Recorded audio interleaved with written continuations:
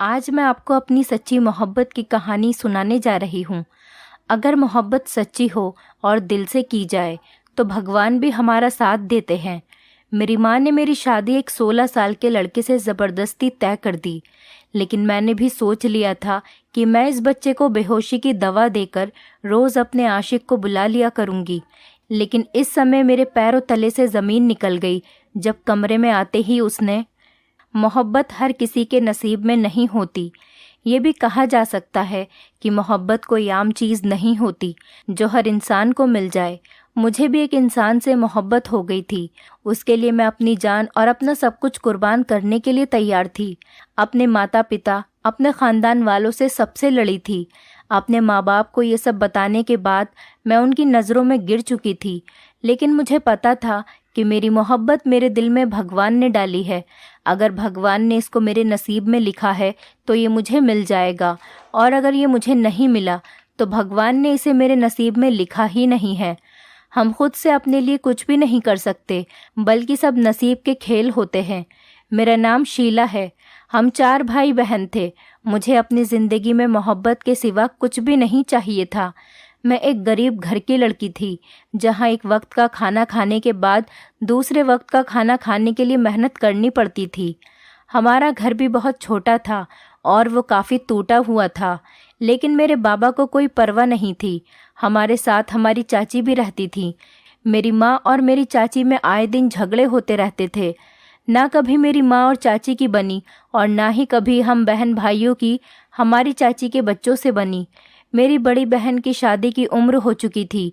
उनके लिए रिश्ते तो आते थे, लेकिन सबको ढेर सारा दहेज चाहिए होता था। लेकिन हम गरीबों के पास देने के लिए कुछ भी नहीं था। मैंने अपनी माँ से कहा, आपको क्या ज़रूरत है बड़े घर में दीदी का रिश्ता तय करने की? आप किसी हमारे जैसे ही घर में उनकी शादी कर दीजिए। लेकिन मेरी माँ का कहना था, अगर वो मेरी बहन की शादी बड़े घर में करेंगी तो वहाँ उनकी बेटियाँ खुश रहेंगी।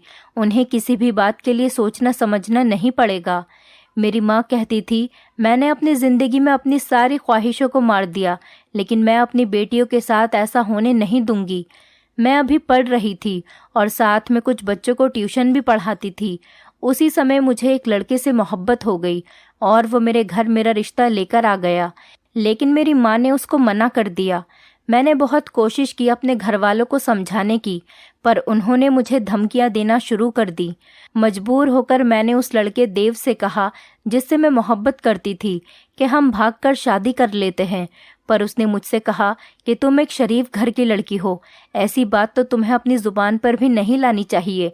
अगर भगवान ने हमारा मिलन लिखा होगा तो ये दुनिया कितना भी हमें जुदा करने की कोशिश कर ले, मगर हम मिलकर ही रहेंगे। लेकिन हम कोई गलत कदम कभी नहीं उठाएंगे। तुम हमेशा वही करना जो तुम्हारे माता पिता चाहें। उनकी इज्जत को नीलाम मत करना। मैं दिन रात भगवान से उस लड़के के लिए दुआ करती। तभी एक दिन मेरी माँ ने अचानक मेरी शादी एक 16 साल के लड़के से ज़बरदस्ती तय कर दी। लेकिन मैंने भी सोच लिया था कि मैं इस कम उम्र के लड़के को रोज़ाना बेहोशी की दवा देकर अपने आशिक को बुला लिया करूँगी। लेकिन उस समय मेरे पैरों तले से ज़मीन निकल गई जब कमरे में आते ही मैंने उस बच्चे को देखा। मैं बहुत घबरा गई थी, क्योंकि कमरे में वो लड़का नहीं आया था जिससे मेरी माँ ने मेरी शादी की थी, बल्कि मेरे कमरे में वो लड़का आया था जिससे मैं मोहब्बत करती थी। मैंने उससे कहा, देव, तुम यहाँ क्यों आए हो? जब मुझे तुम्हारी ज़रूरत थी तब तो तुम नहीं आए। अगर तुम्हें यहाँ किसी ने देख लिया तो हंगामा हो जाएगा। उसने मुझसे कहा कि तुम फिक्र मत करो, सब सो चुके हैं, यहाँ कोई नहीं आएगा। फिर वो मेरी तरफ मोहब्बत से देखने लगा और कहने लगा, आज मैं तुम्हें अपनी ज़िंदगी के बारे में बताता हूँ। मैं भी उसकी तरफ देखने लगी। एक तरफ जहाँ मुझे खुशी हो रही थी, दूसरी तरफ अफसोस भी हो रहा था। उसकी आंखें लाल थीं। मैंने उससे कहा कि मैं तुम्हें पहले ही बता चुकी थी, अगर मैं ये शादी ना करती तो मेरी माँ मर जाती। मेरी माँ ने ज़बरदस्ती मेरी शादी इस लड़के से कर दी, वरना भगवान जानता है कि मैं तुमसे कितनी मोहब्बत करती हूँ। अगर आज भी तुम मुझसे कहो तो मैं तुम्हारे साथ जाने के लिए तैयार हूँ। तुम मुझे ऐसी नज़रों से मत देखो, मैं बेवफा नहीं हूँ। मैं अपने घर वालों के आगे मजबूर थी। अगर मैं उनका कहना नहीं मानती तो सब कुछ बर्बाद हो जाता। मुझे अपनी बहनों की खातिर ये शादी करनी पड़ी। अगर मैं ऐसा नहीं करती तो मेरी बहनें कुंवारी रह जाती। मैंने सुना है मेरे माँ बाप को मेरी ससुराल वालों ने बहुत सारा पैसा दिया है, जिससे वो मेरी और बहनों की भी शादी कर सकते हैं। लेकिन तुम तो जानते हो कि मुझे पैसा नहीं, सिर्फ तुम्हारी मोहब्बत चाहिए थी। तुम मुझे इतने सालों से जानते हो, मैं ऐसी लड़की नहीं हूँ जो दौलत के लालच में आकर तुम्हें धोखा दे दे। मैं बहुत ज़्यादा रो रही थी क्योंकि मैं अपने प्यार को खो चुकी थी, और अपने प्यार को खो देना कोई आसान बात नहीं होती। मैं बिल्कुल टूट चुकी थी। देव ने मुझे एक ऐसा सच बताया जिसे सुनकर मुझे यकीन नहीं आया। मैं हैरत भरी नज़रों से उसे देखने लगी। उसने मुझसे कहा कि जो मैं तुम्हें बता रहा हूँ सब सच है। मैं ही तुम्हारा पति हूँ। तुम्हारी शादी मुझसे ही हुई है। मैं तो ये सब सुनकर शॉक्ड रह गई थी। भला ये सब कैसे हुआ? देव जो मेरा पति था उसने मुझे बताया। ये एक लंबी कहानी है। जब मैं 5 साल का था तो मेरी माँ मुझे छोड़कर चली गई थी। मेरी माँ की और मेरे पिताजी की कभी आपस में नहीं बनी। मैंने बचपन से ही दोनों को लड़ते देखा। मैं अपनी माँ के लिए बहुत रोता था, उन्हें बहुत याद करता था, लेकिन उन्हें मेरी कोई फिक्र ही नहीं थी। पिताजी मुझसे कहते थे कि तुम्हारी माँ को तुम्हारी कोई फिक्र नहीं है, तुम उसके लिए रोया मत करो। अगर उसे तुम्हारी ज़रूरत होती तो वो कभी भी तुम्हें छोड़कर नहीं जाती। कुछ समय बाद ही माँ ने पिताजी से डिवोर्स ले ली और वो हमेशा के लिए मुझे छोड़कर चली गई। माँ ने एक बार भी मुझे अपने साथ ले जाने के बारे में नहीं कहा था। उल्टा पिताजी को बोला कि तुम्हारा बेटा है, तुम ही इसे संभालो, मुझे इसकी ज़रूरत नहीं है। ये बड़ा होकर तुम्हारी तरह ही निकलेगा, जिसे औरतों की आज़ादी बर्दाश्त नहीं होगी। माँ की ये बात सुनकर मुझे बहुत ज़्यादा रोना आया था। कभी कभी माँ मुझे फ़ोन करती बात करने के लिए, लेकिन मैं उनसे बात नहीं करता था। फिर एक दिन मुझे पिताजी ने बताया कि तुम्हारी माँ ने दूसरी शादी कर ली है, और जिससे शादी की है वो आदमी करोड़पति है। वो उसी के साथ लंदन में शिफ्ट हो गई। अब तुम ऐसी औरत के लिए बिल्कुल भी मत रोना जिसके लिए पैसा ही सब कुछ हो। उस औरत को तुम्हारी कोई फिक्र नहीं है। अब हमारे घर में मेरी बुआ अपने पति और बच्चों के साथ आकर रहने लगी। पिताजी को भी उनके आने पर कोई एतराज़ नहीं था। मुझे उन लोगों का हमारे घर में आना अच्छा नहीं लगा। अब मुझे अकेले रहना पसंद था। मैं नहीं चाहता था मेरे घर में कोई शोर शराबा हो। समय के साथ साथ मेरे पिताजी के कारोबार में भी तरक्की हो गई और हमारा स्टेटस भी चेंज हो गया।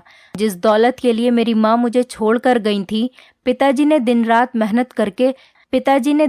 मेहनत करके सब कुछ कमा लिया था। मैं स्कूल से आता तो सीधा अपने कमरे में चला जाता। मेरे पीछे पीछे मेरी बुआ मेरे लिए खाना लेकर आती और कभी कभी उनकी बेटी भी मेरे पास आकर बैठ जाती थी। तब मैं बहुत छोटा था, लेकिन मुझे मेरी बुआ का कमरे में आना अच्छा नहीं लगता था।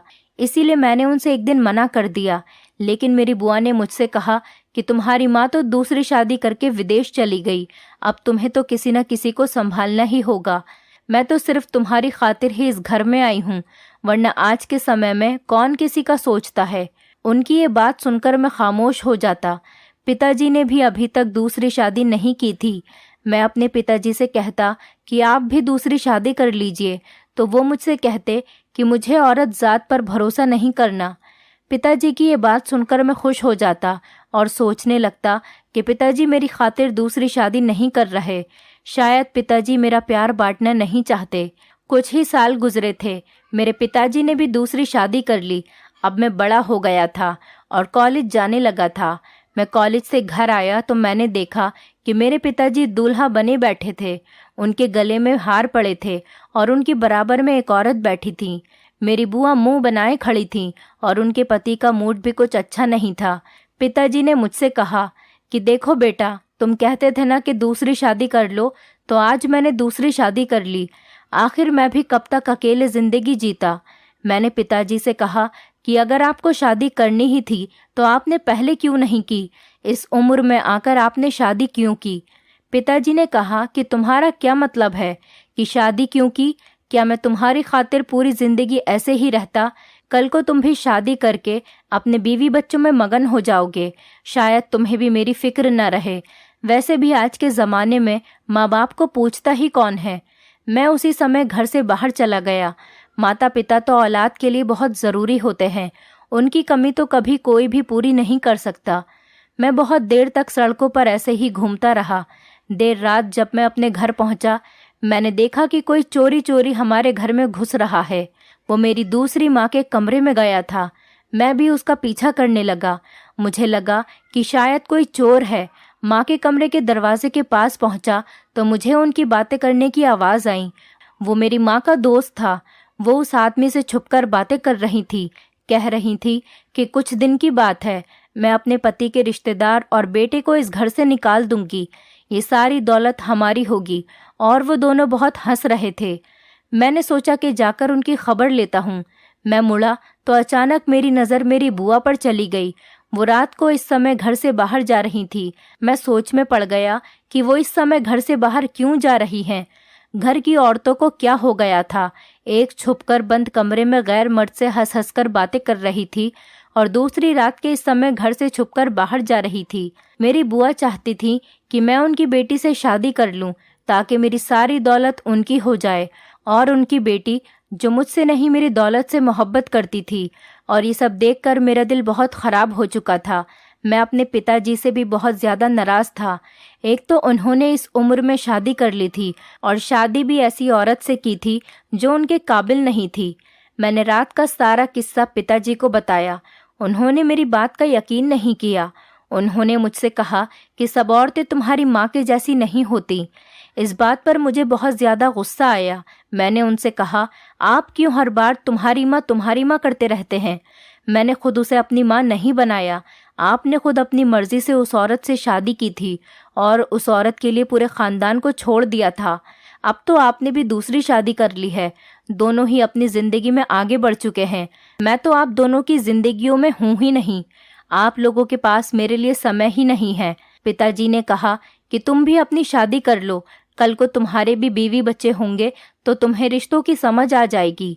तुम्हारी बुआ की बेटी बहुत अच्छी है। उसने सारा घर संभाल रखा है। तुम उसके साथ खुश रहोगे। मैंने पिताजी से कहा कि मुझे किसी ऐसी लड़की से शादी नहीं करनी जिसे मुझसे नहीं मेरी दौलत से प्यार हो।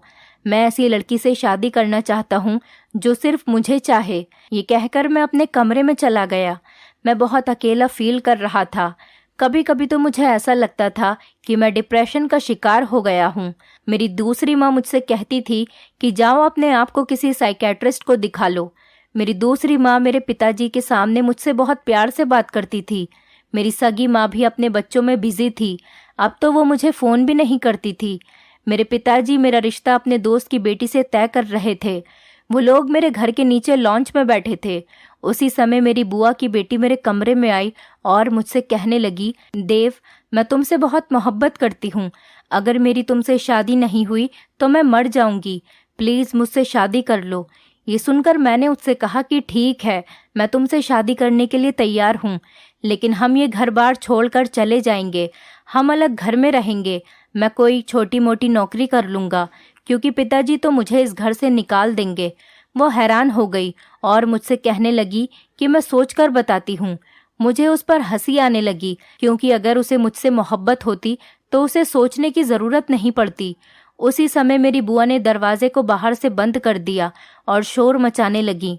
शोर सुनकर पिताजी और मेहमान भी ऊपर आ गए। मैंने दरवाज़ा खोलने की कोशिश की तो दरवाज़ा बाहर से बंद था। किसी ने भी ये बात नोटिस नहीं की। फूफा जी बाहर से दरवाज़ा तोड़ने की कोशिश करने लगे।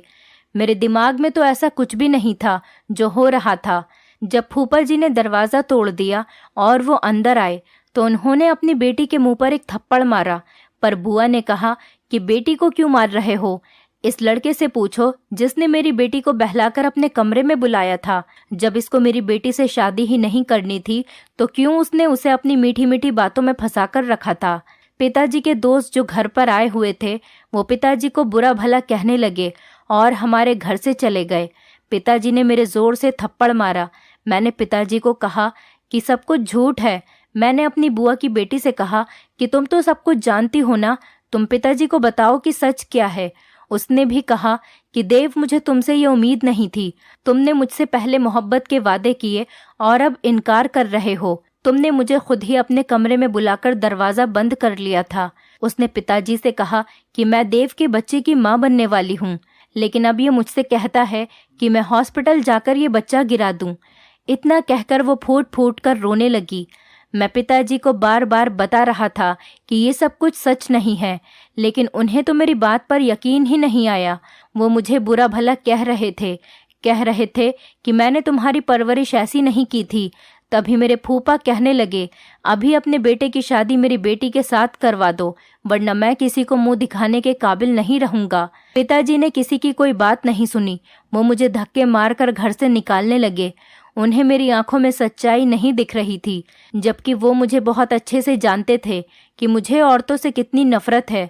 मैं तो अभी शादी भी नहीं करना चाहता था। पिताजी के जिद करने पर भी कि मैं उस लड़की से शादी करूंगा जो सिर्फ मुझसे मोहब्बत करती हो, मेरी दौलत से नहीं। उस रात मैं खाली हाथ अपने घर से हमेशा के लिए निकल गया था। मुझे नहीं पता था कि मुझे कहाँ जाना है। मेरा तो कोई दोस्त भी नहीं था जिसके पास मैं चला जाता। थककर मैं वहीं सड़क पर बैठा था और सोचने लगा कि पता नहीं भगवान ने मेरी किस्मत में क्या लिखा है। मुझे अपने पिताजी का यूं बदलता हुआ अंदाज देखकर बहुत अफसोस हुआ था। मैं अपने पिताजी से बहुत मोहब्बत करता था, पर उन्होंने मेरी बात का यकीन ही नहीं किया और अपने ही सगे बेटे को धक्के मारकर घर से निकाल दिया। मैं गुस्से में घर से ऐसे ही आ गया था। मेरे पास पैसे भी नहीं थे। मैं वहीं सड़क के किनारे एक बेंच पर लेटे लेटे सो गया। सुबह ट्रैफिक की आवाज़ से मेरी आंख खुली। बच्चे अपनी माँ के साथ स्कूल जा रहे थे। मैं सोचने लगा कि मेरी माँ भी ऐसे ही मुझे स्कूल छोड़ने जाती होगी, लेकिन मेरी माँ तो मुझे बहुत छोटी उम्र में ही छोड़कर चली गई थी। मुझे बचपन से ही अपनी माँ का प्यार नहीं मिला था। काश मेरी माँ भी मुझे ऐसे ही स्कूल छोड़ने जाती, मेरे पीछे पीछे भागती। ये सब कुछ सोचकर मेरी आंखें नम होने लगी थीं कि अचानक मैंने इधर उधर देखा तो मैं अपने घर से बहुत दूर निकल आया था। मैं अपने साथ कुछ भी लेकर नहीं आया था। मेरा मोबाइल भी घर पर ही रह गया था। मैं अपने गले में एक चेन पहने हुए था। उसको बेचकर मैं एक होटल में खाना खाने चला गया। खाना खाने के बाद जब मैंने अपनी जेब से पैसे निकाले तो मेरी जेब में पैसे नहीं थे। मैंने खुद अपनी जेब में पैसे रखे थे। वेटर मुझे सर से पैर तक घूर रहा था। मुझे वहां सब लोगों के सामने बहुत शर्मिंदगी हो रही थी। शोर सुनकर एक लड़की आई और उसने मेरे पैसे दे दिए। मैं उस वेटर से कह रहा था कि मेरे पैसे चोरी हो गए, लेकिन वो मेरी बात मानने को तैयार नहीं था। उस लड़की ने मेरा बिल दिया और जाने लगी। मैं भी उसके पीछे चला गया और उस लड़की से पूछा कि तुमने मेरे पैसे क्यों दिए? तो वो कहने लगी कि इंसानियत के नाते मुझे तुम एक शरीफ लड़के लगे, इसलिए मैंने तुम्हारे पैसे दे दिए। मैंने उस लड़की से कहा कि मुझे अपना नंबर दे दो, मैं तुम्हें तुम्हारे पैसे जल्दी वापस कर दूंगा। लेकिन उस लड़की ने कहा, मैंने इंसानियत के नाते तुम्हारी मदद की है, अब मुझे अपने पैसे वापस नहीं चाहिए। वैसे भी आज मुझे मेरी पहली तनख्वाह मिली थी। मैं अपनी पसंद का खाना खाना चाहती थी। तुम क्या जानो, मेहनत से पैसे कमाना आसान नहीं होता।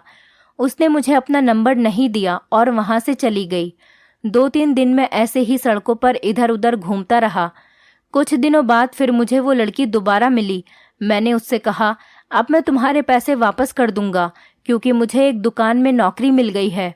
लेकिन उसने मुझसे कहा कि मुझे पैसों की ज़रूरत नहीं है। मुझे वो लड़की बहुत अच्छी लगने लगी थी। मैंने सोच लिया था कि अगर मैं शादी करूंगा तो उस लड़की से ही करूंगा। मैं उसका पीछा करने लगा। वो लड़की एक मोहल्ले में रहती थी। अब मैं रोज़ ही उस लड़की के घर के पास जाकर खड़ा हो जाता था। उसके घर से लड़ाई की आवाज़ें आती रहती थीं।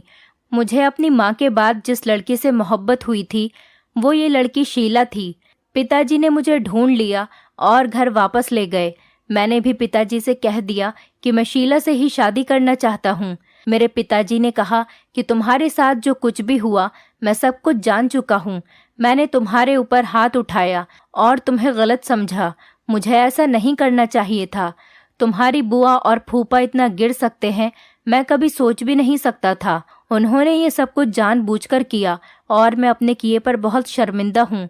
एक बार फिर मुझे एक औरत ने धोखा दिया। जिस औरत से मैंने दूसरी शादी की थी वो मुझे दौलत के लिए छोड़कर चली गई।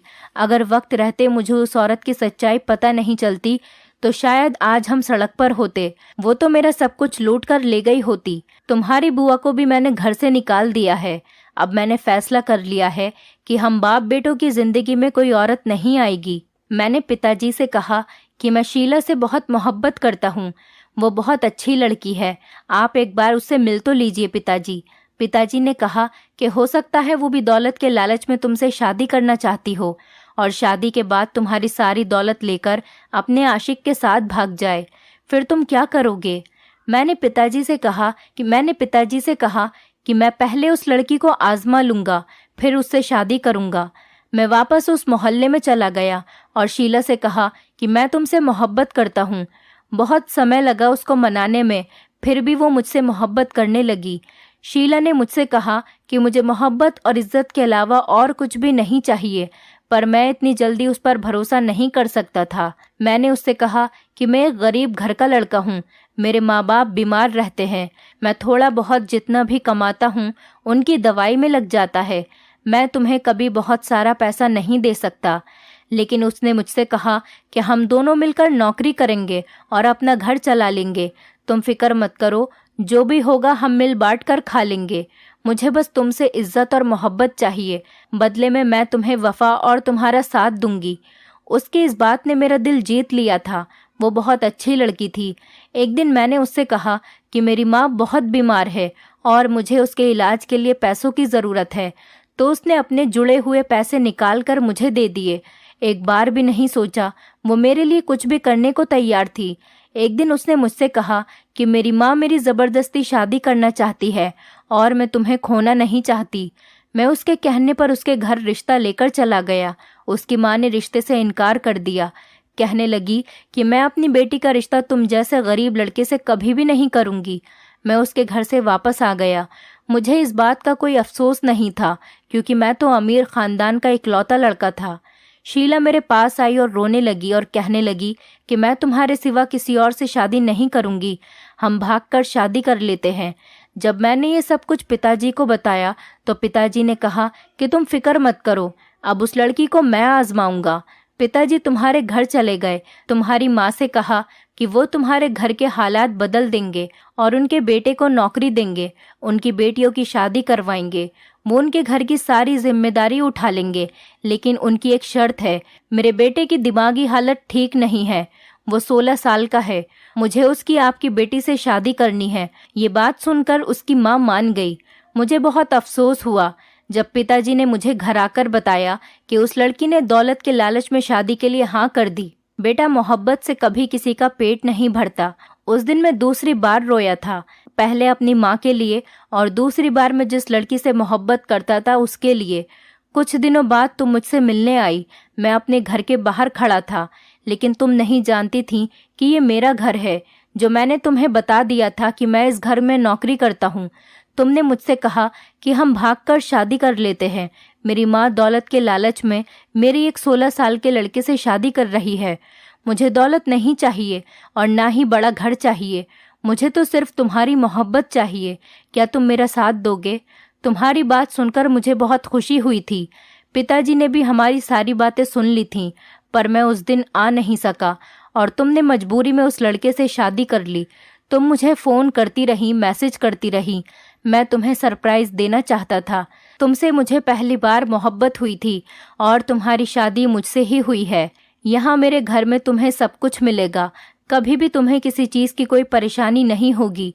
तुम कभी मेरे साथ बेवफाई मत करना, मुझे छोड़कर मत जाना। मेरा पति मेरा हाथ पकड़कर ये सब बातें कर रहा था।